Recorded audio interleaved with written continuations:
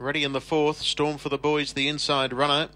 And there's the green light. The arms are back and they're off, and it's on early doors out wide on the track. Beginning fast is Major Jules trying to get across with also Simply Gorgeous. And in the meantime, the Wife's Calling's hunting through and holding the insider. Storm for the Boys. And there's four across the track onto that first turn. Deep on the track, Major Jules is trying to drive down but per medium of the inside. Storm for the Boys is going to hold. Simply Gorgeous was further out on the track. Dentona saves ground. And just in behind those is the Wife's Calling, Classic Croupier. And last of all is Tory Jack as they come down the lane. 2 to go, a mile left to run, and thankfully with the inside advantage, Storm for the Boys was able to hold and goes through that lead time in 37.1 with Major Jules sitting in second spot.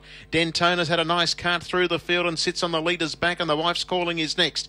Tory Jack was next, followed a length away by Classic Croupier, and going back to the tail after being unable to get in was Simply Gorgeous. There's about 5 lengths covering the field down the back straight, and the leader is Storm for the Boys by a half length on Major Jules, who's done some work early. Dentona hasn't spent a penny on the leader's back, and the Wife's Calling's into the 1-1. On the inside, next 3 markers is Tory Jack, followed by Classic Croupier, and last of all is Simply Gorgeous, and as they run off the back straight with about 1100 left to go. First split of the last mile is 31.8 as they negotiate the turn into the straight for the burlap to go, and the leader is still Storm for the Boys. It led the way by a half on Major Jules. Dentona's under lock and key third. Next on the outside was the Wife's Calling, Tory Jack, Classic Croupier, and still last of all is Simply Gorgeous.